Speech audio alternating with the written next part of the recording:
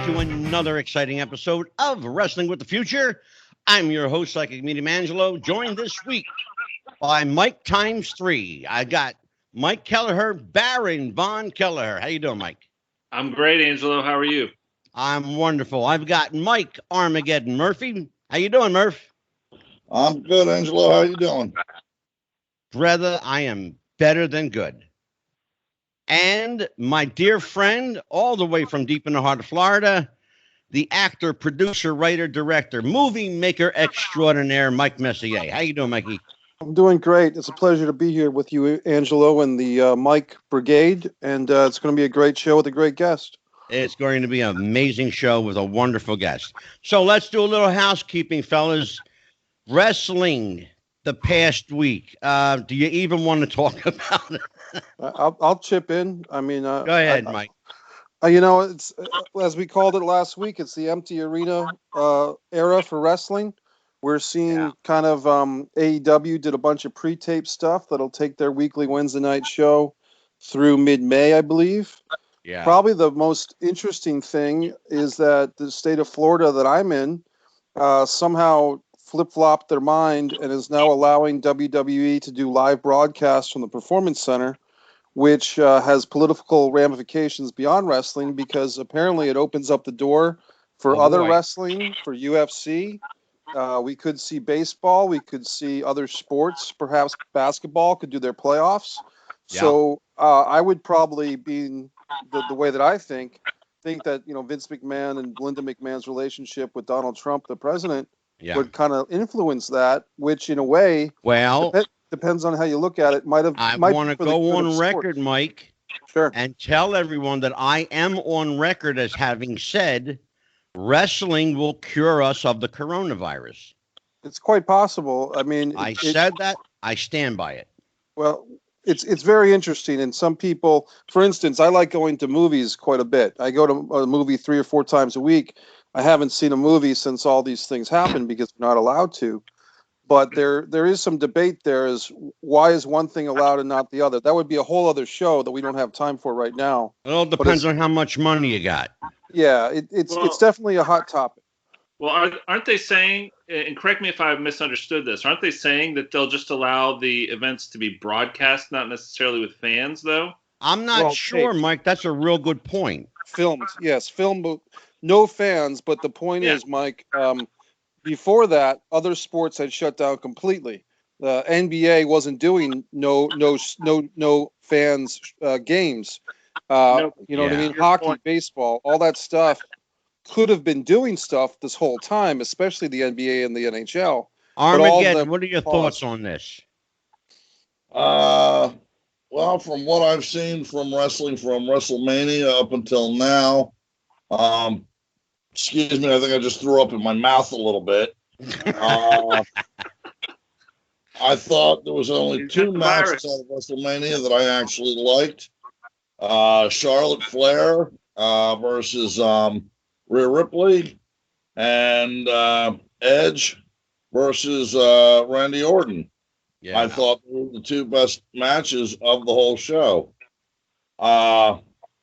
Watching wrestlers come out to the ring, do their entrance, have their music and their lights, and then they start working a crowd that isn't there. I have a problem with that. Yeah. I like it. No sense. And then I don't. I don't at all, Mike. I really don't. But it's basically, for me, it was almost like back in my indie days doing the curtain peek, watching an indie show. Exactly. Yeah. But Messier, the point I was trying to make was that it's one thing to have basketball teams or baseball teams play in an empty arena versus having hundreds of people or more in larger theaters go into movie theaters all day, all week. That's the difference I'm saying. Like that's a whole lot safer, I believe, than allowing people to resume normal activities like going to movies and concerts. Well, it's interesting that you brought up the safety factor where it hadn't really been heretofore mentioned. That's a whole dynamic in and of itself. but just from the perspective of the sport and spectacle, do you think it's a good idea to go live in an empty arena or empty venue just for the sake of having the event? I don't know if wrestling it really does anything. I mean, to be fair, any sport can be taped and shown whenever, but I just want to see sports. I don't really care if it's taped or live. If I could jump in, guys, I think the problem is, guys, that Vince McMahon, Bruce Pritchard, they really have a problem with Dave Meltzer and Brian Alvarez and the wrestling dirt sheets, spreading information, getting leaks from wrestlers or whoever they get their leaks from. And if you ever listen to Something to Wrestle with Bruce Pritchard, he speaks endlessly about their disdain for Dave Meltzer leaking information. So as petty as it seems to logical people that would cause them to do the shows live, which might add a little bit more or a lot more risk to their talent. That's Vince McMahon's mindset. Well, the whole leaking of parts of events and Vince McMahon has no one to blame for that but himself. Ever since he pulled the curtain back away from wrestling. Thank you. You know, he has no one to blame for that but himself. When he went from professional wrestling to sports entertainment, this is this is the end result of it. And he's got no one to blame for himself. Now that's just my opinion. Well, I was just going to say, to Messier's point about dirt sheet and leaks getting out, it's my understanding that what they did for WrestleMania is they taped multiple endings to the matches. Oh, wow. Yeah, and so what they did is right before broadcast time, Vince picked which endings he wanted aired, and that way nobody could tell. Like, if they were going to put out spoilers or whatever, it defeats it. So that's absolutely true.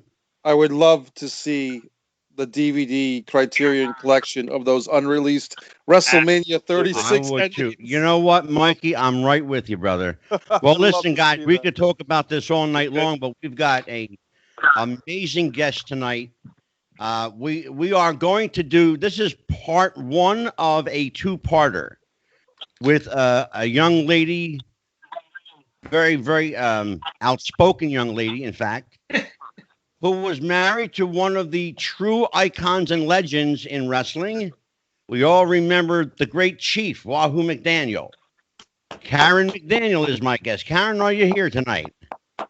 I am here.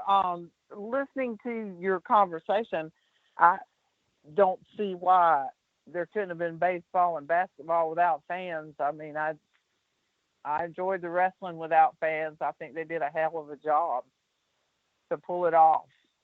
Yeah, Karen, given what they had to work with, you know? Yes.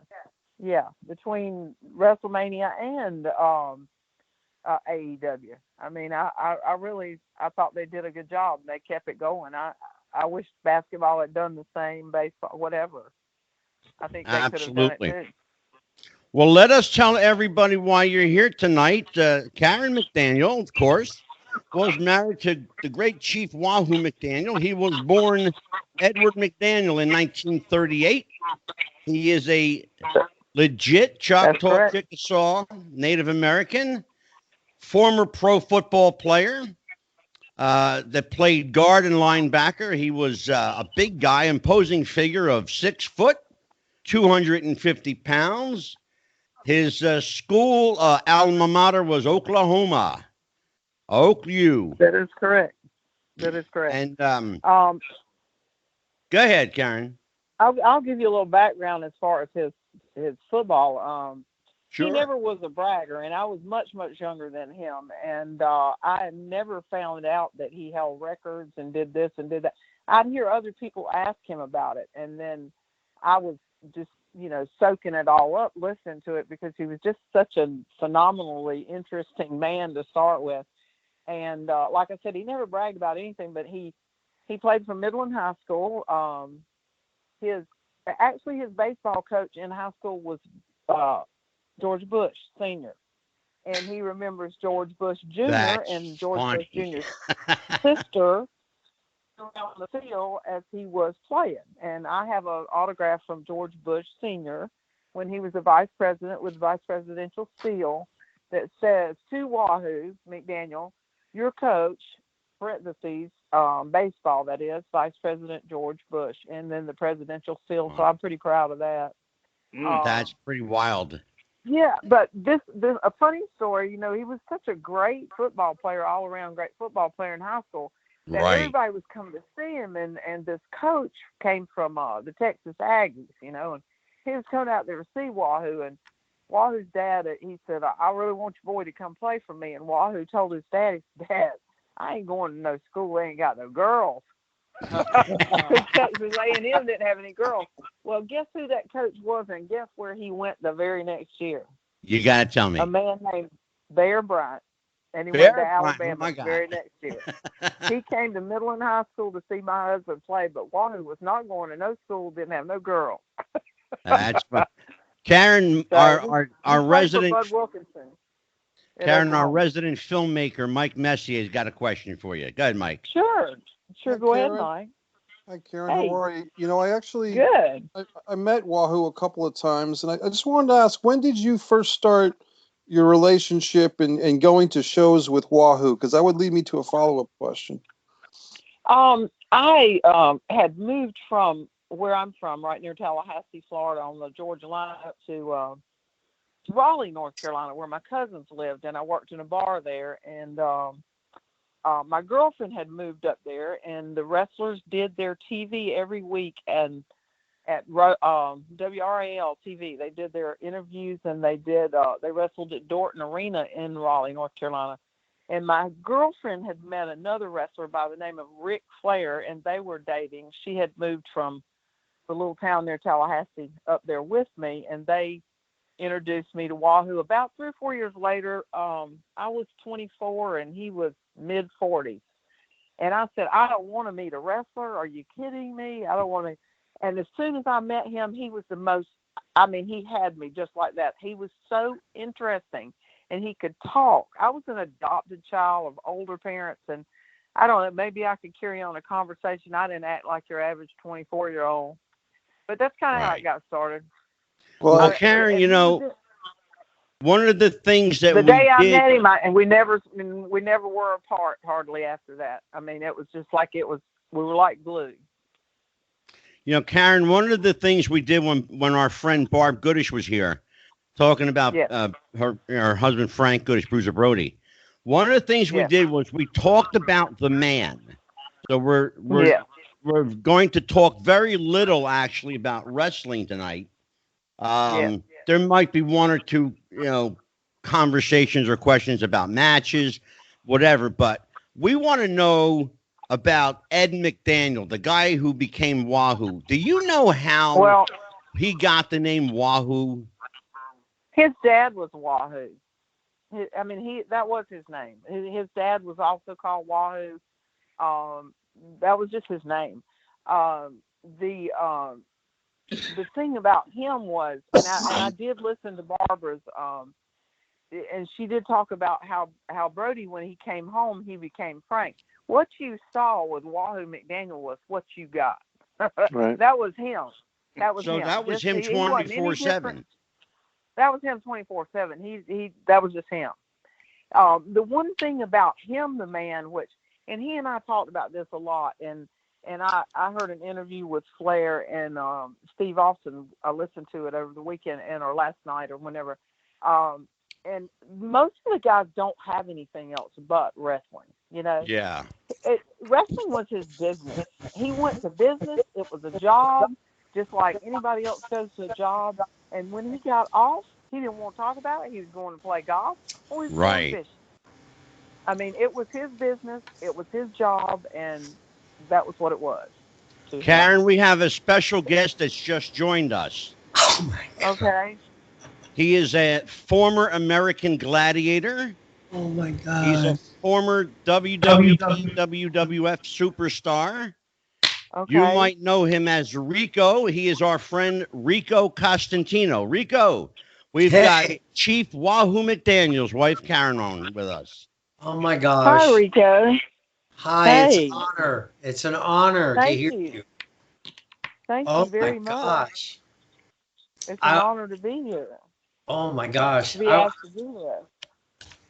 I am at a loss. I've been caught. I just wanted to call Angelo to see how he was doing, and I didn't check the web or anything. I didn't know you were doing a show. So yeah, that's okay. That's what surprises are for, baby. yeah, that's right. That's wow. right. That's right.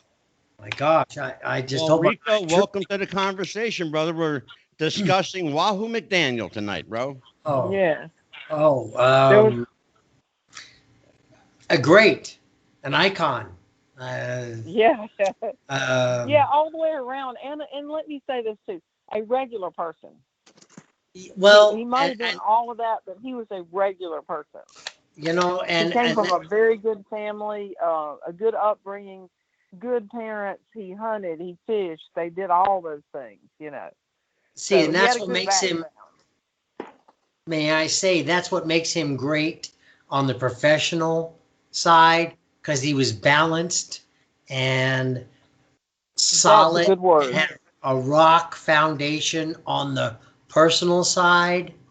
Yeah. That's what made him such a rock and such an icon to all of us Absolutely in this world. So I'm just saying that coming from me. Yeah, and Rico, that kind of ties into what Karen was talking about. You know, when Wahoo came home, he was Wahoo 24/7. That was just him. And a lot of guys could get away with that, just being who they are. But you know what it was like to be Rico the performer and then have to come home and be Rico the dad, the husband, and all that. So Karen, yes, because Wahoo pretty much was, you know, what you saw was what you got. Did that create in itself any kind of at-home interpersonal dynamics that were tough to get around, or did you instinctively? Go ahead. As I said, I was raised by older parents, so he seemed much older to me, and I did respect his more maturity. I was 20-something, he was 40-something. He'd been around the block. Honey, I was number 5, you know. That's what I tell everybody. I was number 5. He had 4 wives before me, so, you know, I don't know. I admired him. I liked what he did. I liked the fact that he was real straight up with anything and anybody, and me too. Yeah, and we should tell people. Met his mother, oh my gosh, his personality is totally his mom. His dad, he looked like his dad, Indian, but his dad was shorter and quiet and didn't say much. And his mother was excuse me, but a badass. And she said what she thought, and she meant what she said, and that was just the way it was. But when she first met me, she said, "Oh my goodness, Karen, you're so loving," and he's not. And what she meant by that is he wasn't like a cuddly, huggy. My mother said I would chase him out in the car to kiss him bye. You know, he just wasn't that way. So it was that kind of, you know, because I was used to that, I suppose. But but I just admired him. I don't know how to say it any other way. I mean, as time went on, I learned to speak my piece, and he told me, he said, "I'm going to make you tough. I'm going to make you tough, so when I'm done, you can take care of yourself." We should point out. And you know what? I can take care of myself and everybody else, too. And Karen, we should point out that Wahoo was married 5 times to 4 different women, and he has 2 children. I believe 2 grown children. Is that the situation? He has 2 daughters from his second marriage. He got married in college one time for a brief time, and then he got married, and I think she was from Dallas, and he has 2 daughters. And we don't really communicate. I was close to their age, and I think that just didn't set for a good situation to start with. And and then he was married to a lady named Dana, who was beautiful, dark-haired beauty, and he married her twice. Now, one funny story. I'm going to tell you a funny story. Sure. Okay. All right. He was in Minneapolis. Flair was a rookie. He said Flair would call him all the time. He'd have him a new name. He wanted to be Rickus Rhodes, Dusty Rhodes' cousin. And Wahoo said, "I'd tell him, just use your own name." And Flair said, "I'll never make you money with that name." Right. Funny. But of course, it was Flair, not Fleer. His name is Fleer. But Wahoo said, "Just do Ric Flair." He said, "I'll never make you money with that name." Anyway, That's Wahoo, funny. this woman, he loved this woman. I mean, I really think he truly loved this woman. And he called Flair. Back then you didn't have cell phones and all that and Wi-Fi. He said, "I can't get a hold of my wife." And he said, Flair called him back and said, "Wahoo, I don't know how to tell you this, but there isn't anything in that apartment." So she had packed up and left him one time. He said it took him 7 months to find her to get a divorce. And then a few years later, she came back. He was doing well at Charlotte, and he remarried her. He truly loved that woman. That's crazy. Really did. She died sadly long before he did. I think from breast cancer. And he was very, very close to her daughter named Tracy. And Tracy went by the last name of McDaniel, and went to high school in Charlotte. But so then came along me, So I was number. Hey, I lasted the longest, 21 years. Karen, we have a question for you from Mike Armageddon Murphy. Okay. Hey, Karen. Well, not so much a question, but a couple facts that I had dug up and looking into the man known as Chief Wahoo McDaniels. Well, and you were right. He had two daughters, daughter Nikki and Cindy. Huh? And let's see. I believe where the name Wahoo came from was when he was in college playing college ball. I think he held a record of he had like 5 tackles in one game. And the announcer of the game, the crowd would woo, and the announcer would be like, "Well, yeah, he got sacked again, and I'll tell you by who," and the crowd went Wahoo. And that's supposedly where the name came from. You know what, Mike? I actually heard that story before. Also, Angelo, I was having a lot of trouble hearing what he said. I was only getting pieces of words. Oh, okay. Sorry. He basically was telling everyone where the name Wahoo came from. It was from a college football coach. Or announcer. Announcer. I'm sorry. I only got a few pieces of words. I'm so sorry. I don't know why.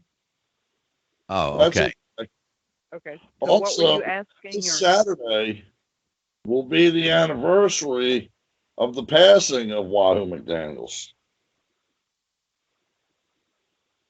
Did you hear that, Karen? No, I did not. I'm so sorry. This Saturday will be the anniversary of Wahoo's passing.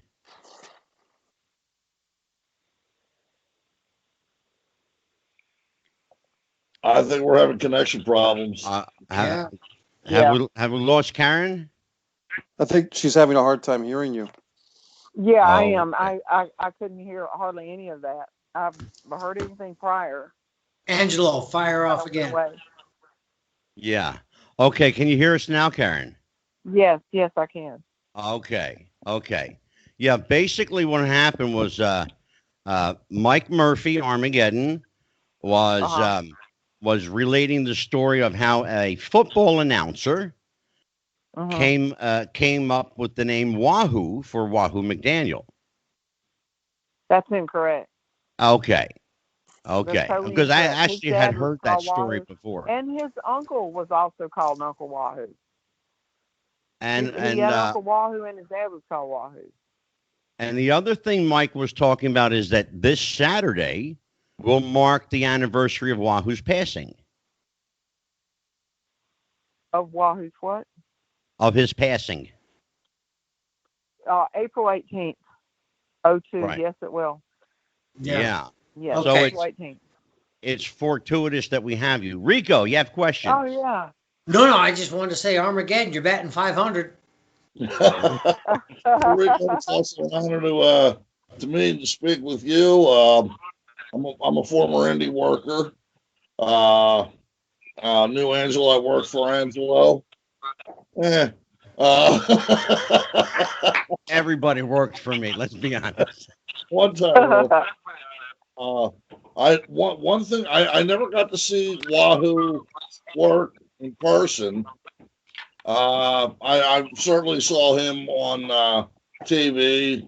One of the greatest matches I saw was when he wrestled against Magnum TA for the U.S. title, which I believe Wahoo held that 5 times. 5-time United States champion. But it said he held it that, for quite a while. Yeah. it said that, and I never experienced it. I don't know if I'd want to. That Wahoo had, out of any wrestler in the business, had the hardest chops in the business, bar none. We know that to be factual. Okay, well, I'm going to say, since I never got the opportunity to wrestle Wahoo, Ric Flair could be number 2. Yes, definitely. Absolutely. He learned from Wahoo. Flair, but I'll tell you what, that man could chop. Karen, I've got a question for you. Karen. They call it Flair's chops, so they were really Wahoo's chops. He's the one that he lit him up. And let me tell you something about him. And when I say it was his business, it was his business. If you didn't sell, he'd make you sell. Oh, sure. He'd light you up till you did. I mean, he was not going to look like a fool. Yes. Karen, I've got a question for you. Can I go back real quick, Angelo? Sure. I'm gonna cut back a little bit, and you had a good point. Wahoo was Wahoo because Wahoo is Wahoo. That's right. Agreed, everybody? Yeah. Agreed. Okay. Yeah. By the time I came up, 2000, 2001, you didn't get to be who you were. Vince told you who you were.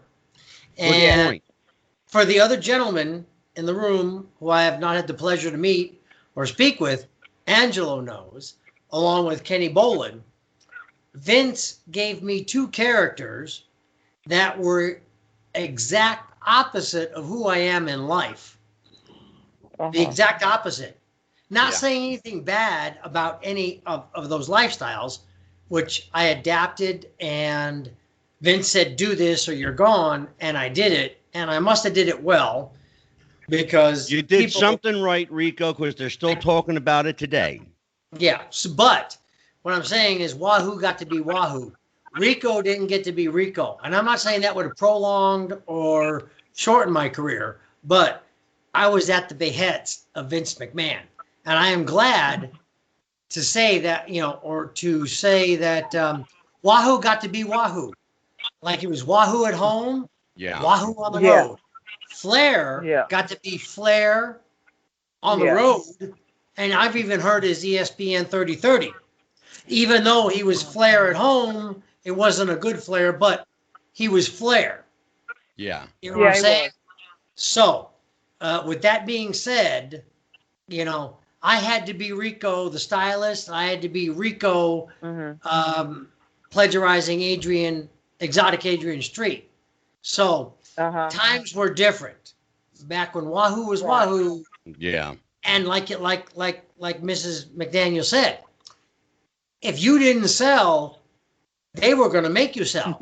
Les Thatcher made you sell. All of them. If you did not, Nick, I'm sorry. If you didn't sell for the heavyweight champion or the champion, he'd make you sell or break you. Karen, I have a question for you. Do you all know why he never was the real heavyweight champion? I'd love to hear it. You know why he never was? Why is that, Karen? Because they couldn't control him. Right. He's liable to tell you to kiss his butt and I quit and move on down the road. Well, Karen, I have a question for you along those lines. I know that. I know that all too well. Wahoo did work for the WWF back in the 60s. He worked for Vince's dad. He never worked for Vince sure did. as the boss. And he worked there for quite a while, ran a program for a short cup of coffee with another Native American performer who really wasn't Native American, Chief Jay Strongbow. Oh, yeah. Can you tell me what Wahoo's thoughts were on Chief being Italian and not Native American? What did And Wahoo think of that? What did he? Yeah. And one of the questions that we got was from Benny Scala in Florida. Yeah. Um, It says, I always wondered why Wahoo did not come back to the WWF to feud against to cheat to. Let me back up. I wondered why Wahoo did not come back to the WWF to feud against or team with Chief Jay Strongbow. Was Wahoo I ever don't know that approached to come back? I don't know that he was ever asked. That might have been a little bit before my time. I mean, I know that the first 10 years of our marriage, we moved 8 times because he would either get fired or quit. And, and I got a feeling that he would have never gotten along with Vince. Although I have a Halliburton sitting over here in my closet that has Vince's phone number on a piece of paper in Wahoo's handwriting. Wow. Yeah. I don't know whether he planned to call him at some time or whatever, but it's in Wahoo's handwriting, and it's Vince's phone number. It says Vince McMahon and the phone number. I mean, I've never called it to see if it was the right number or not. I'm sure. But I don't much think he was known for turning promoters' desk over and scaring them to death. So, I mean, Yeah. and it was really about his money. And I'll tell you this, I know that's part of it, because he would take me with him to like Spartanburg. He loved the Crockett's, don't get me wrong, but he didn't trust any promoters. And they were Smart paid man. off of what the money they brought in. And while he Yeah. would walk out there and he'd look at the crowd, and he could just about tell you how many people were sitting in those bleachers Sure. and how many people were sitting ringside. He knew what to expect. I told you, it was his business. Yeah. Pomp and circumstance, okay, but that's my business and that's my money. And he'd had me stand in Spartanburg, standing outside like an idiot, clicking them off as they came in. That's a true story. It was Spartanburg or Greenville, actually with a clicker to make sure that he got paid the right amount of money. Mike Messier, question for Karen. Yeah. Yeah. Hi, Karen. I was trying to get a read on the timeline because, I think I might have actually met you quite some time ago, maybe when you were with Wahoo. And I'll tell you the story. Basically, I had seen Wahoo McDaniel in 1991 at the first independent wrestling show I had been to. I had been to many WWF and NWA shows, but I was a teenager, and me and my friends made about a 4-hour road trip to see Wahoo McDaniel main event, an independent show. I think his opponent was called Agent Orange, and it was for some type of Virginia heavyweight championship, and it was a strap match. And Agent Orange before the match said, I'll either wrestle Wahoo in a title match or in a strap match, but not both. And he let the fans decide, and the fans wanted to see the Indian strap match. So we all got to see Wahoo take the strap and whip this guy up in the middle of the high school gym. And then about 3 years later, I was in North Carolina, and I started going to a group. I did a ring announcing gig myself as a college student for Ken Spence, and it was a pro wrestling group out of North Carolina. And the second show I went to, Wahoo was there once again in the main event, and he was at a table selling wrestling masks. And I remember for only $5, I bought a green wrestling mask from Wahoo. And I'm not, to be honest, I was pretty sure that was you with him. But when you started telling the timeline, I'm not sure, to be honest with you, if that was you with him that night or not. I had chill babies then. It may not have been. I made the wrestling matches. I mean, I made a lot of those wrestling masks for him to sell. Right. But I would probably look at the one you have and tell you if I was the one who made it, because you couldn't order them online and stuff back then. It was a nice Emily, mask. Emily, who was always a wrestling fan, she drove him to a lot of those things back in those days. She and Patsy and Emily, they always would take him. I mean, I had kids at home, and I was, I was a nurse and a cocktail waitress, and we didn't have all the money that he had made in the 70s and the 80s, so things were a little different. If he went to those indie events, he got his money in his boot before he ever walked out there. Well, this was This was about August or September of 1994, and I just got to say, Okay. to be able to go to WAHOO McDaniel and buy a $5 green wrestling mask and to meet the guy for just a few minutes and then to see him wrestle in the main event was certainly a treat. And the fans, and this was during a time in late '94 when wrestling wasn't as popular as it was before or after. But the fans, Right. about 400 fans in that place, were just excited to see Wahoo. And I think All they wanted to do was see him.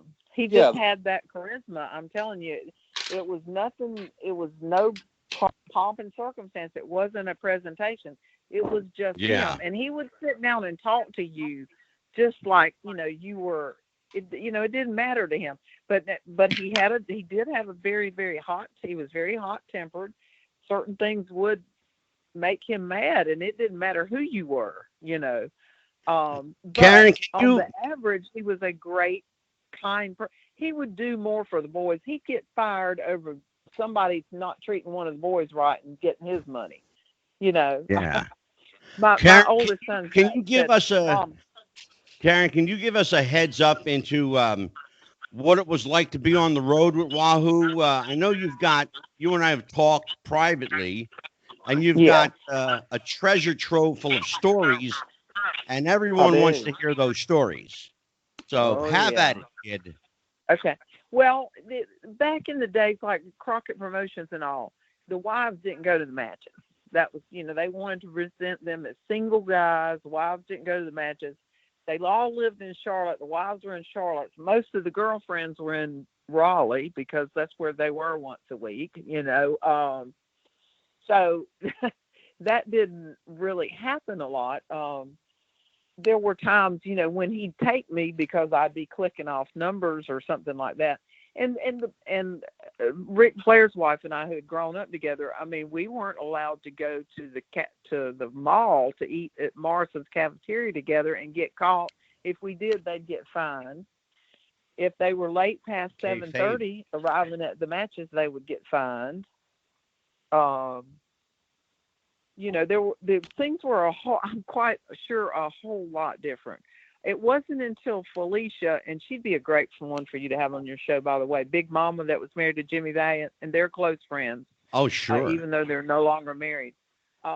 It wasn't until she came into the picture, and then also Precious, Jimmy Garvin's wife, that wives became, involved. Or the only time we got to go to the matches back in those days was Thanksgiving Day, which was the biggest day in wrestling, and Christmas Day night, which is the second biggest day in wrestling. Yeah. Which nobody even understands that, but that was the biggest 2 days in wrestling. Starcade. We would fly back from Texas on Christmas morning, and he'd wrestle in Greensboro or Charlotte on Christmas Day night.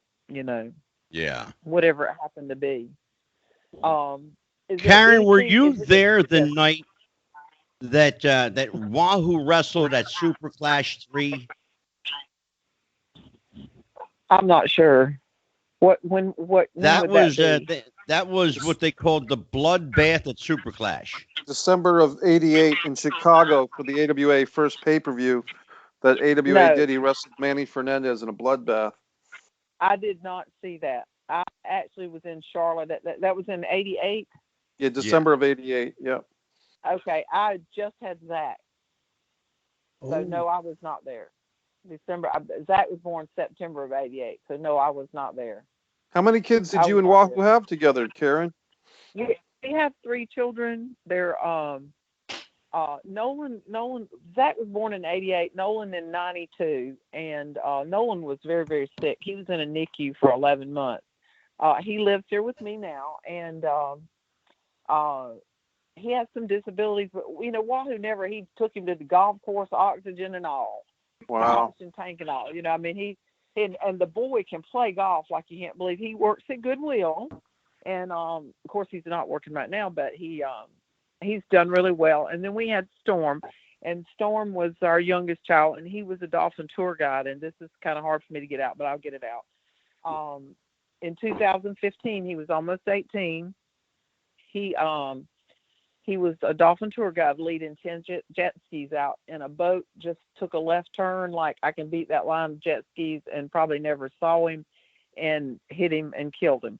Oh, He my was, goodness. I know, he was almost 18. He was 6'3", 230. And he'd go to the gym. This is so funny. We'd go to the gym together, Storm and I. And he said, Mom, they keep telling me I look like this guy named Randy Orton. Who's Randy Orton? That's I said, funny. if I keep working out, I'll have a body like Randy Orton. Well, he would. He'd have a body like Randy Orton with a butt. Because he has, That was a if you, on my Facebook, he's on Randy's my page. kind of a back with a crack. yeah, exactly. Yes, that's it. He had a Randy Orton body. I mean, he absolutely had that body. And now Zach was built more exactly like Wahoo, with the biggest thighs and still. And he trained with Dory, and he loved Dory. So he loved Dory to death, and really didn't get along with Dory's wife very well. I don't think a lot of people ever have. And he just came home and he said, Mama, I don't know. He just kind of got really turned off by certain things that happened. And he has his 100-ton license, and he's a parasail captain, and builds fences in the wintertime. He seems to be pretty happy. He's got 2 children, and seems to be doing pretty well. So, I can identify with the Dory story. Yeah. Okay. I'm sure most people can. Well, Karen, you've probably got a dozen or so stories from the road. Have you ever had run-ins with ring, for lack of a better term, ring groupies or ring rats that maybe had? That. You've heard that story. Cornette's already talked about it on his show about me shooting a gun, and bless his heart, let's totally smarten everybody up, Karen. Let them know what we're talking about. Okay, all right. Cornette did talk about. They asked him something about the wives, and he described me as the sweetest woman in the world, but very feisty or something like that. And that Wahoo had not come home or done and I had shot a gun at him over his head. Well, that was kind of this nice version of it. But what actually, and I don't mind telling you what actually had happened. There were what we call ring rats or arena rats around everywhere. They were all, and that was probably one of the reasons the wives didn't get to go to the matches either. But it was a different time, and he hadn't come home, and I got really worried about him because he would drink, and they all were going to Bennigan's in Charlotte, and so I pull up at Bennigan's, and I'm in his Bronco, and it's up high, and there's my black Eldorado with the light gray top and the gray interior. And I whipped around, and I thought, my God, he's asleep in the car. He's passed out. Well, when I whipped around, to be perfectly honest with you, there was a blonde head in his lap. Oh, boy. Get me, boys? Yeah. Wahoo, indeed. Get me, boys? Yeah. You get me, boys? Okay. Yeah. Well, I tried to run over him with Wahoo's Bronco. Wow. And he turned it. He turned it on, and he took off, and he dropped the blonde off somewhere. And he came home, and I was standing there with a 357, and I said, "You're not coming in this MF house." And I fired the gun over his head. Wow. So I don't think you've ever seen an Indian move that fast or turn that white. But he went. This is the best part of the story, though, is he went to the Marriott. Now, you got to realize I'm 24 years old and beautiful. Yeah, I thought I was, And how dare you? Here you are, 40-something. And I married you and put you on top of the world in my eyes, and you're in my Eldorado. Anyway, I wouldn't talk to him. I wouldn't speak to him. Well, Dusty was booking at that time. This was in the 80s. Dusty was the booker at that time, and Dusty was calling me, Karen, you got to talk to him. You got to talk to him. You got to talk to him. He's going crazy. He won't go to the matches. He's not going to work. He's at the Marriott. Please talk to him. Please talk to him. Well, 3 days went by, and I got Dusty calling me every day. I finally said, okay, I'm going to make a deal with you. I'll make a deal with you, Dusty. For the next 2 to 3 weeks, I will ride to every town with him. Dusty said, okay, just talk to him. So I went and talked to him, and I let him come home. And so I went, just me and him, rode to every town, and I sat with the arena rats. and I let them know if I ever saw her again, I would kill her. So it was a loser leave town, is what it was. And I never Well, saw her again. Now, I I will could say say, she ended up in a different territory, married to a wrestler. And she was a known arena rat. She is married to another wrestler, and she has little children now. I don't care about her, but I wouldn't hurt her children's feelings by mentioning her name or the wrestler's name that she married. That just wouldn't be right either, you know. And that was 40 years ago. Who cares? It's a great Right. story. He was mine. He loved me. He stood by me great through thick story. and thin. So I Karen, think it's a good story too. can you fill Yes. everybody in on the relationship that Wahoo had with Johnny and Greg Valentine? Oh, Greg Valentine loved Wahoo McDaniel like a daddy, because he and his, you know, he and Johnny were like, oh my God, they'd kill each other. And Valentine would say, when I first met him, because Valentine are pretty, he and I are pretty close. He said, I got all these tapes. You got to come watch them. You got to come watch them, of him and my dad. I mean, he totally respected Wahoo McDaniel. He totally loved Wahoo McDaniel. He truly did. And I love Valentine. He's one of my favorite people. He's quiet. He doesn't really cause a lot of trouble. He doesn't say much. He's just Valentine. He's bold spoken, but he has always been the kindest person to me of a lot of that business. I mean, there was a lot of great talent in that Mid-Atlantic territory during that time. Oh my God, sure. Between Magnum, the rock and roll god, Bobby Eaton, no better than Bobby Eaton. Oh my God, sure. Oh, No, there wasn't. And I mean, there was just so much talent there. It's just hard to pinpoint anything or anybody that was better or bigger than anybody. They were all great. And Yeah. Karen, did Wahoo yeah. smarten you up to the business when you met him? Did he say Well, to you anything like, you know, this is what I well, do, this is what you should look out for if if anything comes up or whatever the case may be? Did he ever kind of like give you the heads up? Well, as far as just smartening me up, I had told you Ric Flair was married to my best friend for 28 years. And so she had kind of smartened me up to start with. And, you know, I don't know. As far as what the business really was. I mean, I didn't ever question. We didn't use the word fake. We used the word bogus. People would come and ask him, is that real, Wahoo? And I loved his answer. He would say, well, if it isn't, they haven't told me about it yet. And he almost had a coronary, though, when what was his name? Eddie Mansfield? Eddie Mansfield in Mansfield, 2020. Yeah, I will never forget that. We were in a hotel in Greensboro, North Carolina. I don't know why we were in a hotel. I don't know why we weren't going to drive home. But he saw it, and it was a Sunday night, and he said, that's it. My business is over. We're done. I mean, it really affected him that somebody go on and do that. Oh my God. And Yeah, well, I got news for you. Eddie Mansfield put the kibosh on a lot. Rico, you've been in the business a long time. You've married in the business. What was it like when you got in? Did you have to smarten up your spouse to the business or smarten up your family to the business, Rico? Yeah, I had to, because, you know, I had a young son, and, you know, at that time, my wife thought it was real. I was getting hurt. Well, getting hurt, but getting hurt. You know, there's two types of getting hurt: doing the job and then getting hurt. You know, I'm going to go back to where Bubba Dudley purposely hurt me, and to where you're just doing your job and the stress on your body.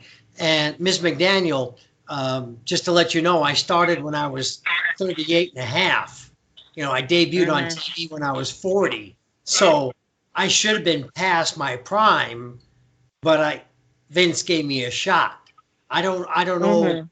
I don't know how early Chief got into it, but you had to take care of your body when I got into it, because He every was week. pretty young. He wrestled.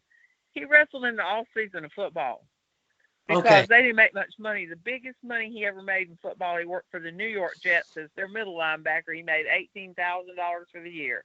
Yeah, He was making I way more money wrestling than he was playing football. Isn't that yeah, sad? And of course, they didn't have the contract, so they didn't care if you did something else. right. I And have he some. actually quit playing after 9 years of professional football because he was making more money wrestling. Yeah, He I quit. have He some old didn't get friends. cut. He just quit. Yeah, I have some old friends that were old time football players, Osmansky, and a couple old ones that did the wrestling on the side, Ernie Ladd and stuff like that. And they would Yes. explain to me that they made more money doing wrestling than they did playing Yeah. professional football. And then it Oh got, yeah. and then it got, I don't know what you want to call it, but all of a sudden they became spoiled brats and they made all this money. Yeah. So, but as far as Mhm. smartening up, yeah. But when I was hurt, my wife at that time knew I was hurt because of certain things, the way I acted, Right. you know. But yeah, but my children, I didn't smarten up so quick. They Right. went to school Right. and told the stories, especially with the flamboyant characters I had, you Yeah. know, especially when I did Divas Undressed. I don't know if you've ever seen that, Miss McDaniel, but I know Angelo and probably the other three have. When I had to Absolutely. put on the bra and the showgirl outfit, my poor daughter at the time said, "I'm not going to school. I'm not going to school." And then when she went to school, she was a hit. That's your dad. That's your dad. But Yeah. and that's when you Karen, start. that's something to watch, Karen. If you ever get a chance, go onto YouTube and search in WWE Rico. Okay, I will. I Yeah. definitely will. Now, I will. Baron von Right in Kelleher pink. has a question. Okay. Well, I just wanted to say I was trying to find the exact date, but I saw Chief Wahoo McDaniel wrestle at the Norfolk Scope. I grew up in Virginia Beach, and this was Okay. probably 84, 80. Is it 85 or 86, I think. Um, Uh-huh. but yeah, I mean, you talked about Magnum TA, Rock and Roll Express. I think Baby Doll was there actually. Dusty Rhodes, like Nikita, Ivan, like all the biggest stars were there, and it was They really were. cool to be able to say I got to see. That was probably my first live wrestling match. And we didn't really realize their celebrity. They didn't realize their celebrity. Well, that's a real good Their point. celebrity has really come about. We didn't realize it. They didn't realize it. Sure. It has Well, come about that's now a that good they point. were celebrities. Yes. Karen None of us didn't. Well, let me tell you one other thing that most Sure. people don't know. When you came to Crockett Promotions had the right to sell your pictures and stuff. Not Wahoo. When he came to any territory, he sold his own stuff. So I was out. He had me out there selling a lot of times. Like when they did the Starcade the first time, I shipped stuff on buses to every town they pay-per-viewed. We made more money that night. But Oh, I'm he sure. made that deal with Crockett Promotions. All the other guys got paid for nothing, none of their stuff. Wow. And but that was Wahoo's deal when he went in there. I told you it was his business. It was Mike so funny. Y'all Messier would has a love question. this, to have been at 421 Briar Bend in Charlotte, North Carolina on a Wednesday afternoon because all the wives went to pick the checks up. Go ahead, Hey, Mike. And Karen, I wanted truth. to. The wives picked the checks up on Wednesday afternoon at the Crockett Promotions office at 421 Briar Bend. I don't know how I remember that so distinctly. I remember The Rock being in the car with his mom. Wow. I mean, I remember Jimmy Valiant with their little son. You think about all of that now, and you go, "Oh wow." Hey, Karen, I wanted That to was segue. Karen, you're talking about Wahoo McDaniel and his merchandise, and I do know that at Yes. Starrcade 83, Wahoo and I believe Mark Youngblood had an excellent tag team match against Dick Slater and Cowboy Bob Orton Jr., which was a great match on the undercard of Starrcade 83. Really set the pace for the rest of the night. But going back to kind of your own involvement, I think it's important to mention that I just saw a picture of you today online with a Tully Blanchard robe that apparently, if I'm not mistaken, you created, you designed it, you I sewed made it. it. Yeah. That's unbelievable because it was such a Well, classic robe of Tully's that I've seen him wear on TV well, around I 84, 85. I made Karen, several of yeah. Flair's too. I made that white robe that Flair, you've seen Flair in the white robe with the purple butterflies. Right. Apparently, nobody knows where it is, but I made that robe. There was a pink Well, robe that he let me wore give for you a sex. heads up, Karen. I actually know where that robe is. Oh, The no. white robe. Where is it? I know where it is. It's in Atlanta, Georgia right now, and Mhm. it's in the home of a collector named David Ellis. Great. I'm glad to know it's still in existence and not gone Yep. because I know I exactly made that where it robe, is. and it should have Way my to name throw in in the it. lifeline, original. Angelo.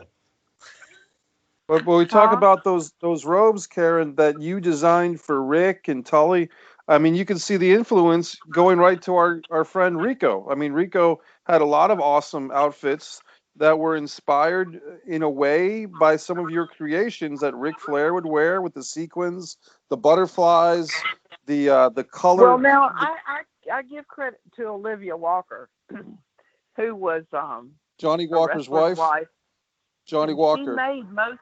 Yes, she made most of Flair's robes. But I told Angelo this.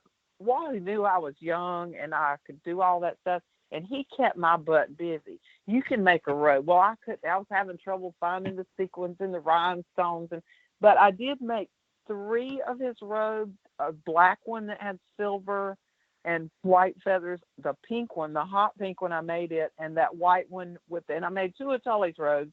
The black one and the red one. Tully said the red one was stolen at the airlines one time.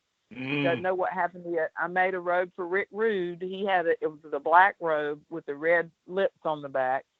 I made Manny Fernandez's chaps and all kind of stuff. And I actually made John Studd his real clothes. Because back then they didn't really have big and tall shops. Yeah. And, I made him dress pants and dress shirts, Well, that's Well, very Karen, special. you mentioned Go ahead. Manny Fernandez a couple times tonight. Yeah. Manny was actually the guy that was supposed to call in and surprise you. But we ended up being surprised anyway because my very dear friend Rico Costantino is here. Well, that's good. That's good. Hola. I haven't seen Manny. That's all good too. That's Perhaps good too. the spirit world knew that Manny wasn't going to call. So Rico's Mhm. doing a run-in. I'm doing a run-in. You're doing a run-in. There you go. So give us a little insight onto who Wahoo McDaniel was as a person. What kind of guy was he? Who he was as a person. He was very kind-hearted. He would give you, and I'll tell you, this will fit right in with the story. In AWA, the first time I ever met Hulk Hogan, he said, "Ms. McDaniel, it's very nice to meet you." This would have been 82 or something like that.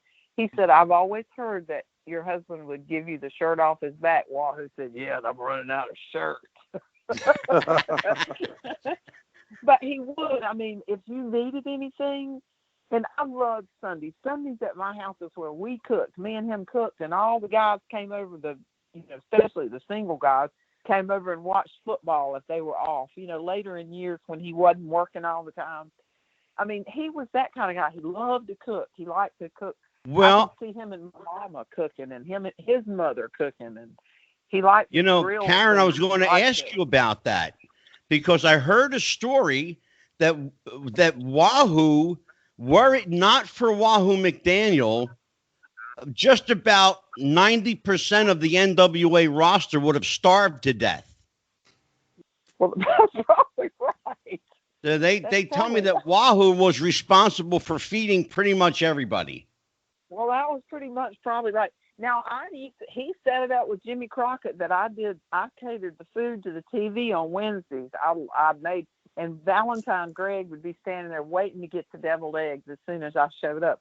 You know, I'm a good old Southern girl. I can cook anything, but I'd have all kind of, you know, things I could make: sandwiches, deviled eggs, and chicken salad and all that. And I catered the food, and Crockett paid me a little check too. But he kept me busy. Wahoo knew that probably was young and he needed to keep me busy. You know what I mean? Sure. Yeah. Karen, give me a heads up into what it was like for Wahoo to get angry out in public. Angry? I heard a particular story. You guys were in a bar in Atlanta, and I heard that Wahoo took offense to wrestling being called fake by some, you know, drunkard in the bar, and how Wahoo basically cleared out the bar himself. You remember that story? Or I may have the details wrong, but the gist of it was that he single-handedly cleared out this bar. Well, my son Zach did that not too long ago too. So let me say, Runs in the family. There was so many doesn't fall far from the tree, that's for sure. No. And the thing about it's usually in protection of themselves. I mean, you know, people would pick a fight. They wanted to. I was not there this particular night, but I do know that this happened at 2001. Flair and some other guy, Beth was there, his wife, had gotten into some type of problem, and Flair had slapped the guy, whatever, and his ring had gone down on the floor. Well, I think they actually were wrestling each other at the same time, but the guy jumped on Flair's back, and Wahoo just snatched him off and nailed him. And so we go to court. Here we go to court. All the time go to court. Well, they always found them guilty of using excessive force. That's what they would say, guilty of using excessive force. And long story short, they found the ring or whatever. There was one incident at Bennington's I might have talked to you about there, where this woman had come over there with her food and sat on, well, Wahoo had sat down with his food, and it was one of those game tables where you could play, I don't know, Pac-Man or something. And she said, "You can't sit there." He said, "I just want to eat my food, ma'am." And she kept on, and she kept on. And she tugged at his plate, and he tugged it back, and she tugged it again, and he let it go, and it went all over. Well, she sued us. She sued us because he burned her when the plate went all over it. Again, using excessive force. I don't know how let go of a plate was that way, but then they would come back and they'd try to civil sue you, you know. And everything was in my name, so we did it that way, and I think almost everybody did it that way because I saw that happen to Mulligan one time in Raleigh. I mean, a guy took it back then when you took your liquor bottle in North Carolina and you get set up. They didn't have liquor by the drink. You took your liquor bottle and you checked your liquor bottle in. They would set you up with 7-Up and your number 73, whatever your liquor was. Well, the guy was leaving and he broke the bottle and held it at Mulligan like he was going to cut him up. And Mulligan just kind of picked him up and hit him, and Mulligan walked kind of out the door, and he turned around and he looked back at the guy and said, "You know, if I'm going to get sued, I'm going to get my money's worth." And he went back and he nailed him again. And I kind of don't blame him, you know. Sure. So, well, there were a lot of being a former law enforcement officer, it's kind of like the guy who declares himself as a black belt, and he does one or two moves and defends himself. I didn't hear that. I'm so sorry. Okay, me being a prior law enforcement officer, it's kind of like when somebody before a fight declares himself, or somebody finds out, like the lawyers, that they're trained in martial arts, like a black belt or MMA now. All of a sudden, they're lethal weapons, and the defense attorneys for these scumbags go after this person's training, and they use that against an innocent person, which I think is bullshit. And just because a guy is a professional wrestler, especially back in Wahoo's days, they didn't know it was kayfabe. They didn't know it was choreographed. So they considered people like Wahoo and all those guys lethal weapons because you were trained as a wrestler. You're trained as a boxer. You're trained as a martial artist. So the defense attorneys saw that and they went with that. So I believe that's why all those people got put in the position they got put into, and that's why they started using like LLCs and stuff like that they can defunk if somebody went to go and sue them for everything in their basket. And that's why they put things in your names like the homes. But now we have homestead. Even officers have homestead. So if they get civilly sued, after the criminal charges, whether you're found guilty or not, they're still going to come at you civilly. Yeah. Example, O.J. Simpson. Criminally exonerated, civilly screwed. You know what I'm saying? Sure. So that's why they developed the homestead things. They can't take your home. But back then, Wahoo days, you're considered a lethal weapon because you were trained. Yeah. See what I'm saying? Yeah. And I think I do. And Karen, we have questions from the panel. We're going to go around. Mike Messier, go ahead. You're first. Well, Karen, it's really just a quick comment. But just so you know, a former pro wrestler named Bobby Blaze does a video series on YouTube, and one of his. I'm having a lot of trouble, Angela, hearing what he's saying. I can you hear hear me clearly. I don't know whether. Can you hear me better, Karen? Hello, Angela. I'll just make it quick. And you can move on. So basically, if people on YouTube want to see a great retrospective of Wahoo's in-ring career, look up Bobby Blaze on YouTube. He's got a list of the 10 best wrestlers that should have won a world singles championship. And number one on that list is our friend WAHOO MCDANIEL. And this about 7 or 10 minute video presentation has got great clips of Wahoo versus Bruiser Brody, Abdullah the Butcher, Ric Flair, promo work from the Mid-Atlantic days, chopping Ron Garvin. So Karen, I just want to say, you can tell her I said thanks. Great interview, great custom design on all the robes for Flair and Tully. And thanks a lot, Angelo. It's been a great show here. And thanks to Rico, our special guest. Thank you, Mike. Angelo. Did you hear that, Karen? Can you kind of tell me what he's saying, because I can barely hear him. Absolutely. There is a video retrospective done by a gentleman named Bobby Blaze on YouTube, where he features Wahoo prominently, and it singles out the 10 wrestlers who should have won a singles world title and did not, Wahoo being one of them. He also wants to say thank you for the opportunity to speak to you, and good job on all the custom robe work. Oh, okay. Okay, thank you very much. I love doing that. I had a young wrestler contact me a few years ago, and I made him 4 or 5 robes. His name was Matt Rivera, but I never have seen him again. I don't know whether he got out of the business, but I made him 4 or 5 really pretty robes that I was very proud of. And but you got to have money to get me. Sure. Next question comes from Baron Von Kelleher. I'll just say this, Ms. McDaniel, it's been a real pleasure getting to speak with you tonight and to hear the stories. I really do appreciate you coming on, and I look forward to part 2. Well, I do too. And I really had a lot of problem with audio. I don't think it's. I've stepped outside now just to see if there's a possibility that I can hear you all. I can hear Angelo really well, so I look forward to it too. Well, I have a lot of things I haven't even appreciate touched it, on, Karen. So. Well, we have another question from Mike Armageddon Murphy. Okay. Hey, Karen. Hey. Just not so much a question, but what I used to like about watching Wahoo was, and it was said earlier, what you see is what you get. Yeah.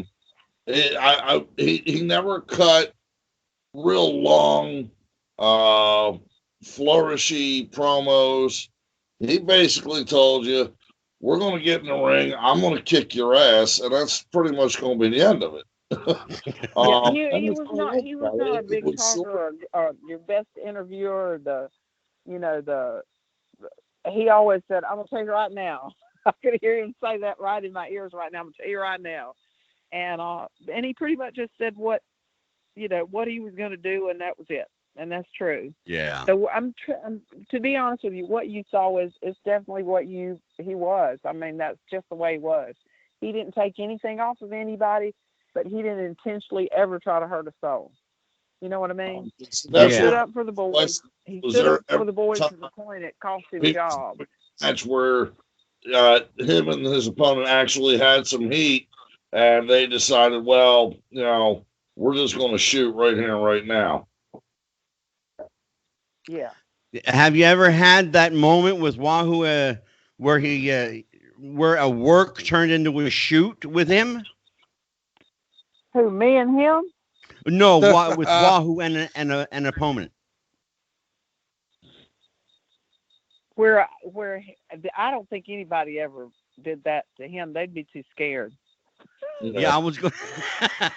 I was going to say if they're smart, they probably didn't. I second that. Exactly, hey, Rico. Summer, you'll love this. This summer when Barbara and I were up there, Greg Gagne was there, and I hadn't seen Greg Gagne since Zach was born. And I said, "You are like overly friendly. I have never seen you act like this." He was real friendly. And Gagne and Barbara was sitting there, and so was another. He said, "Karen, didn't nobody ever want to talk to you? We were all scared to death of Wahoo." I thought that was so cute, the way he did. Well, Karen, I want to thank you for part one. We will definitely have you back in 1 week for part two.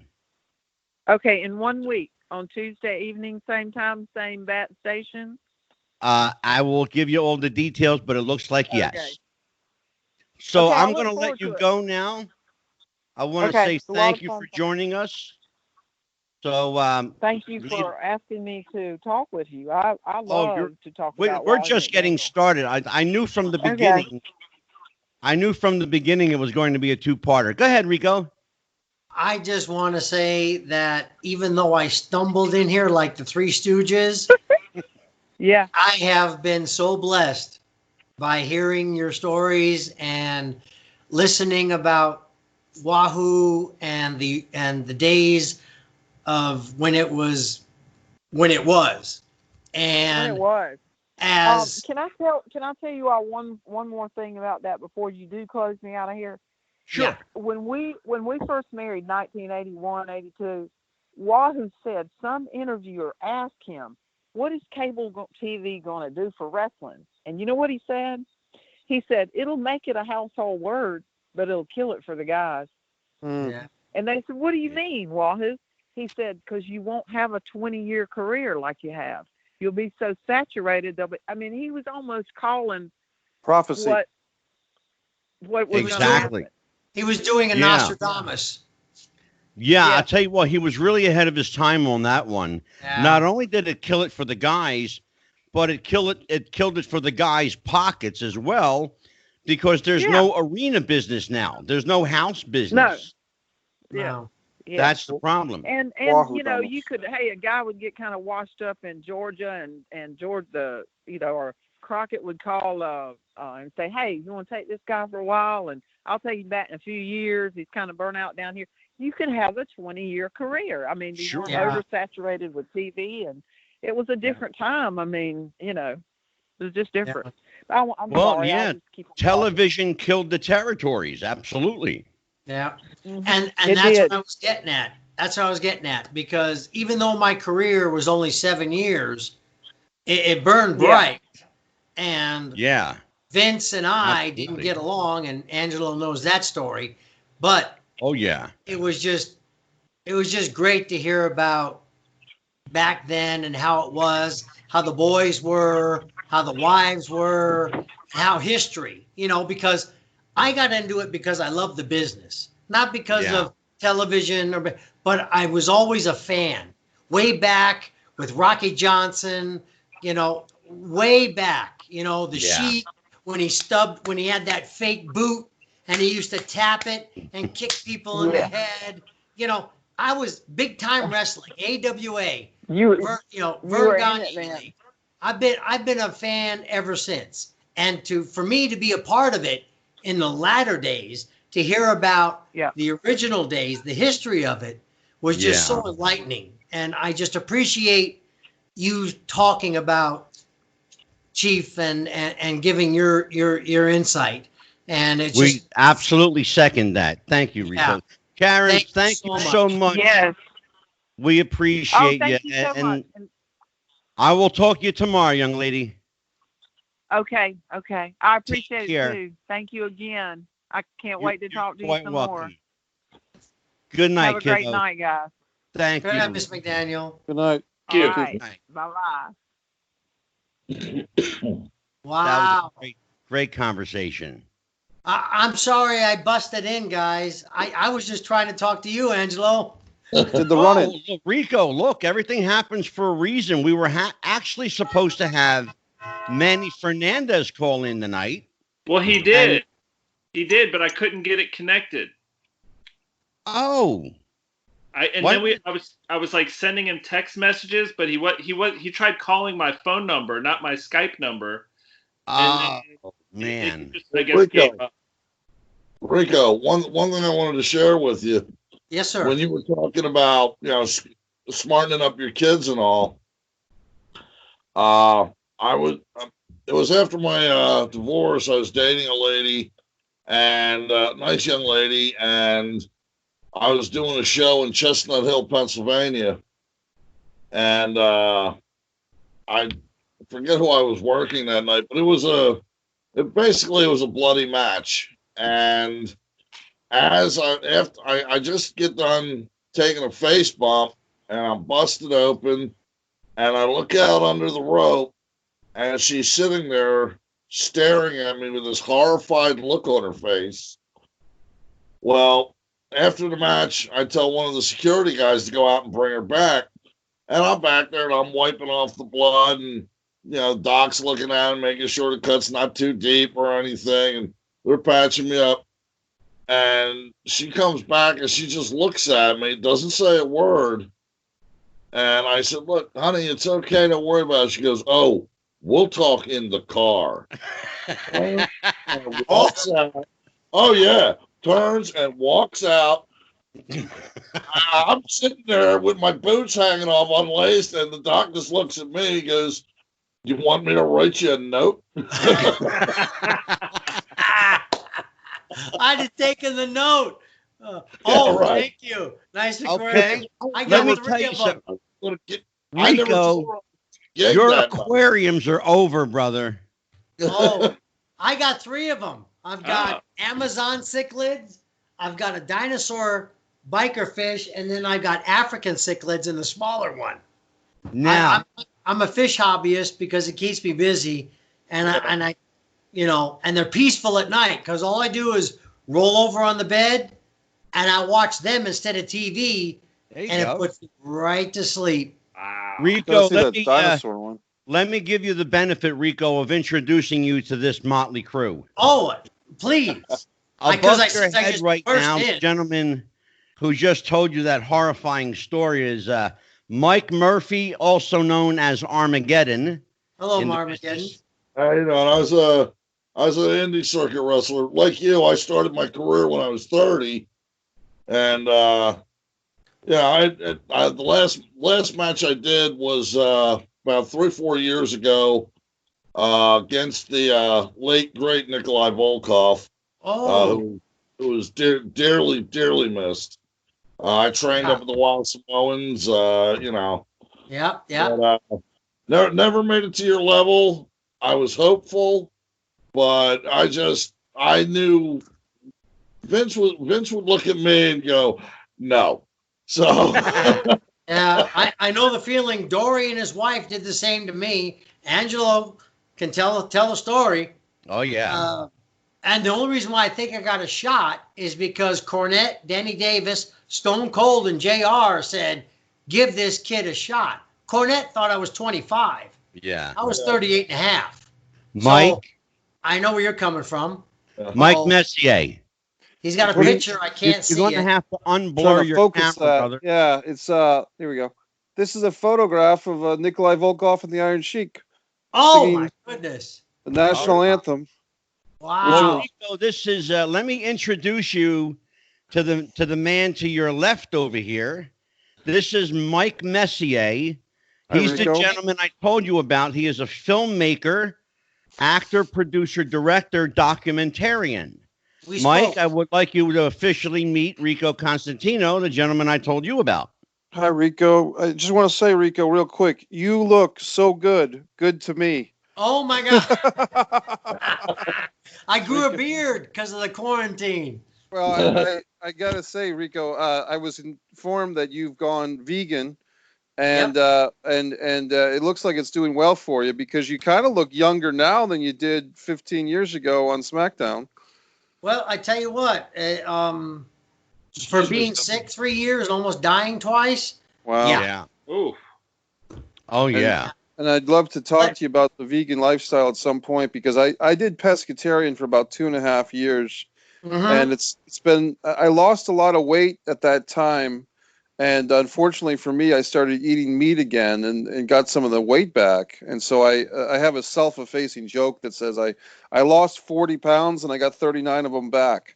But actually, believe me, it's, if you watch the 5 videos that I watched, like I've told Angelo, if you watch them in the order I tell you, you're going to have no problem deciding for yourself. Now, me, I had to do a 180 or else I was going to be 6 feet under.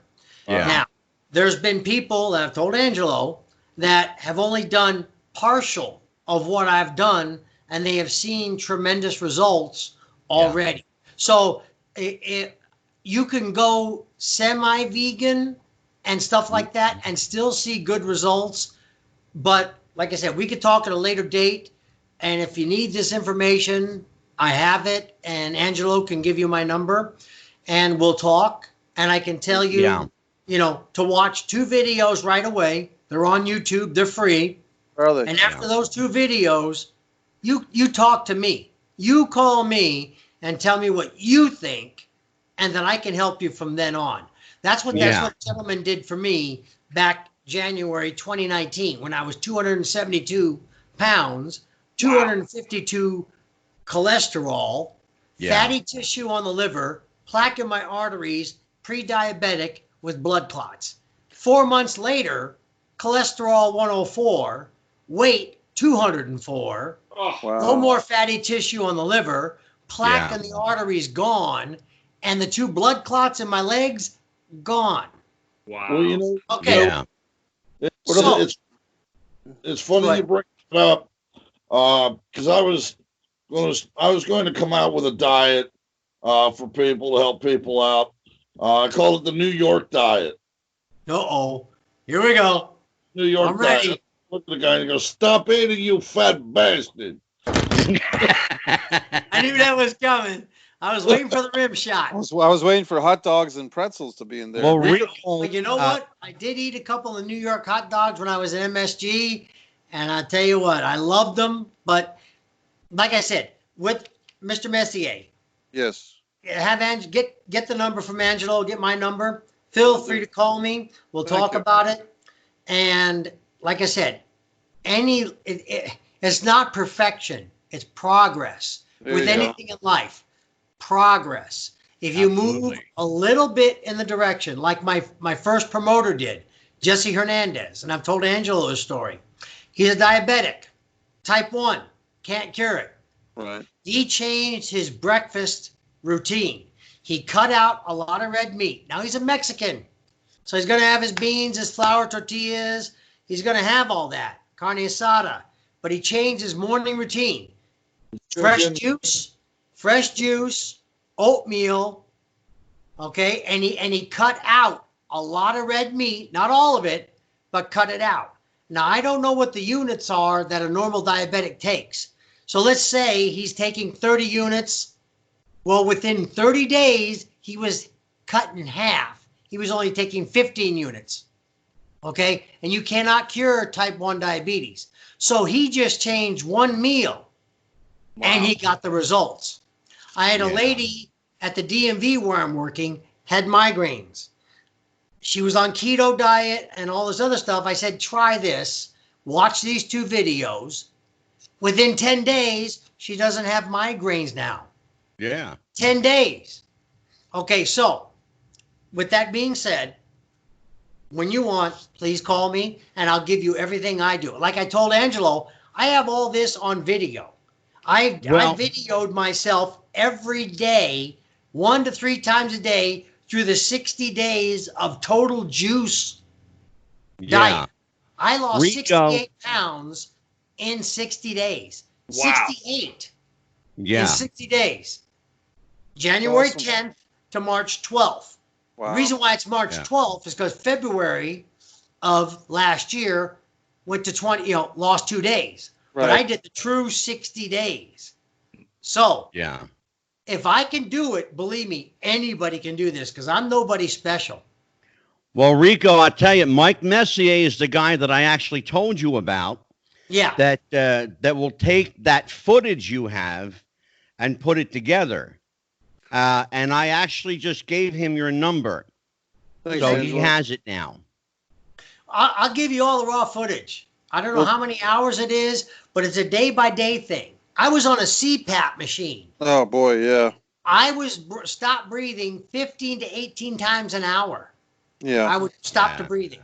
I'm not on CPAP no more. Congratulations. That's awesome. Well, and like I said, when you watch these first 2 videos on YouTube, you'll understand why. It's not me. Yeah. It's not me. It's what you do to help you. You help your body cure itself so it can cure you.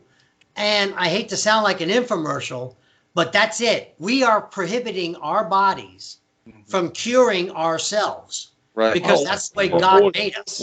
Enemies. Huh? We're always our own worst enemies. We are. But if you realize that and put it here and just substitute some things, like I said, you don't have to do a 180 like I did. Right, I had to, or else I was going to die. Yeah. Yeah. But if you do some of it, you're going to get rid of some of the things you're ailing you. Sure. You're going to perfect your body. Okay, now this I want to meet this gentleman. Okay, now the other Mike of our trio of Merry Misfits. I love these guys. Merry Misfit Mikes. They are a motley crew. This is Mike Kelleher. He wants to be known now as Baron von Kelleher. Hello, Baron von Kelleher. Yeah, I see it. Mike is actually a national television star. And he stars on a show called Legacy List with Matt Paxson. Okay. And Mike, why don't you, first of all, meet Rico Constantino. It is a pleasure to meet you, Rico. And tell Rico about the Legacy List with Matt Paxson. It's a show. The way I describe it to folks is we basically help a family through a transition. Like maybe the parents are empty nesters. The kids have grown up and moved out of the house. Now they need to downsize, or maybe move into a senior community, or maybe there's a family dealing with an estate. But basically, we're helping a family through a transition, and we go into their house and we tell the family's story through the items we find in their house. And so it's pretty cool. It's like finding, like the show's called Legacy List because we actually come up with a list of the most important items for the family. And some of the items will be just sitting there or on the wall, and they'll say, yeah, that's been passed down, but I don't really know anything about it. And then other times it's like, grandma's wedding ring is somewhere in this house, and we've got 3 days to find it before we have to be out because we sold the house. And the whole thing is, and none of that's manufactured. That's real deal stuff. Right.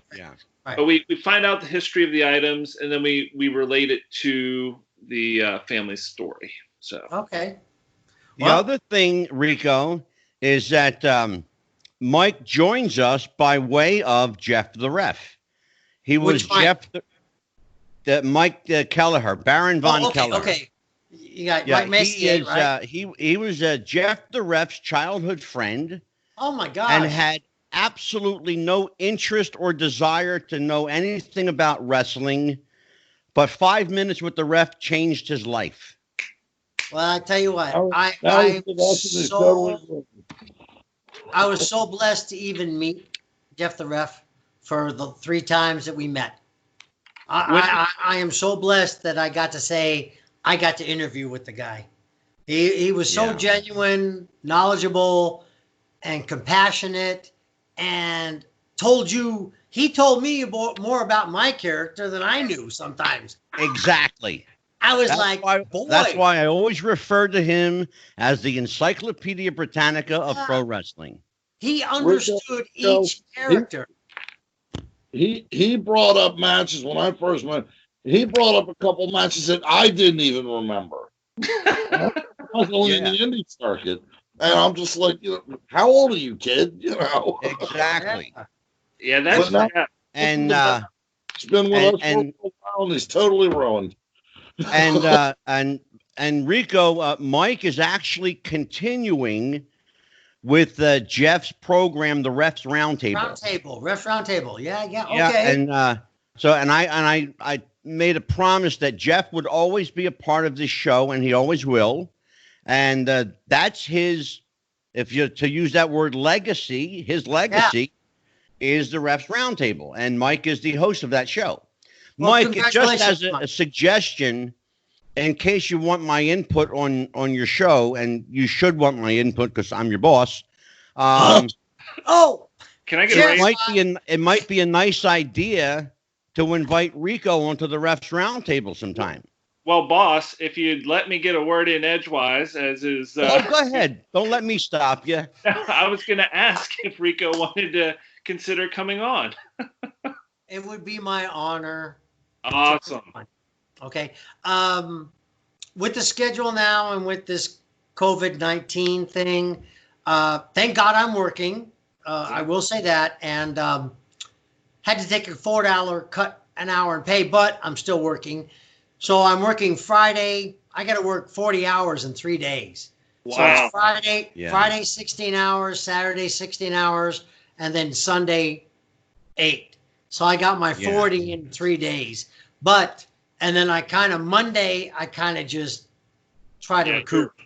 Yeah. But well, I'll tell you what, Thursday, I'm good right now.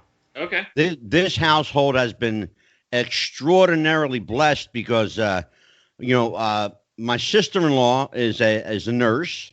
Her husband is an EMT firefighter. My wife works at an essential job because she works for the government housing. And I sit here and talk to you guys.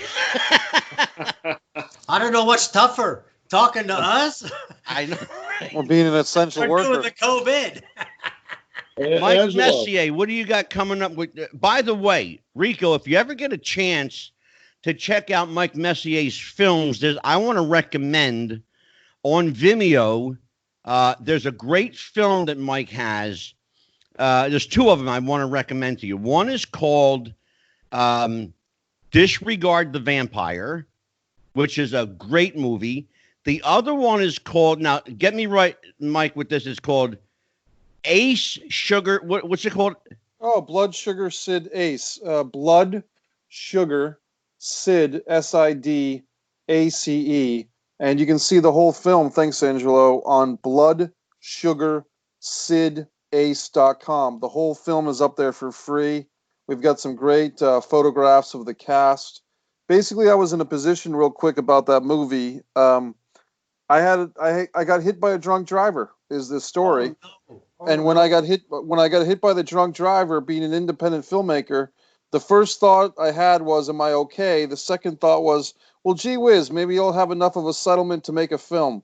So I started making the movie, started writing the movie about 2 or 3 months after the accident, wrote a script that I could produce with 4 actors in one location. The next summer we were filming the movie, and after that we were editing it. And it came out to be a 74-minute movie that people can see on Blood Sugar Sid Ace. www.wahoo.com for free. And it's a really cool movie. One of the actresses went on to be in a movie called Manchester by the Sea with Casey Affleck that I think won some awards. So you're hearing about Manchester by the Sea. Yeah, the Angelo, actress. Yeah. Angelo, could you please text those to me so I don't get them? Absolutely. Sure. I've been hit head too many times with chairs. I hear you, brother. Okay. Messier. Yes. Hey, Messier. Yep. Is that a nod to the Red Hot Chili Peppers album, Blood Sugar Sex Magic? Yeah, it actually was, to tell you the truth, because that was one of the most influential albums when I was coming up as a kid. And as a matter of fact, a friend of mine here in Jacksonville, Florida, recently featured the artwork of Chad Smith at their art gallery. Chad Smith, the drummer of the Chili Peppers, now does art with his drums, believe it or not. He goes into a room with his drum kit and smashes the paint into artwork. So it's pretty fascinating stuff. There you go. I've heard about that type of art. Murphy. So would Yes, you sir. be kind enough to give Rico my number? Please. Because I'd love to sit down. Being two retired wrestlers, I mean, like I said, you made it to the big Wrestlers show. never retire. No. But I'd love to sit down, I keep telling him that, Rico. He doesn't listen to me. sometime. Wrestlers never. What are you going to learn, Murph? Wrestlers never retire. No, They're always don't let wrestlers retire. they're always semi-retired. Always semi-retired. We could always come back. There could always be a comeback. Promoters never let wrestlers retire. Angelo, from me, please give these gentlemen my number. And Yes, gentlemen, anytime you'd like, please feel free to call me. I would love just to chat with you. I mean, it was a pleasure talking to you. Oh my gosh, it was a blessing in disguise. I expected just to talk to Angelo and see how he's doing. And all of a sudden I bust into an interview. You got the whole party.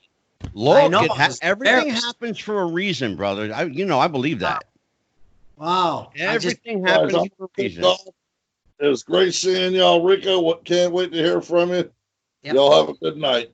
Good night. All right, Murph. All right, you guys. Well, it's been a great night. This is part 1 of Karen McDaniel. Karen will be back next week, and so will this motley crew of misfits. Okay. And On behalf of Wrestling with the Future, if I don't good night, everybody. We'll see you next time. Happy wrestling. Happy wrestling.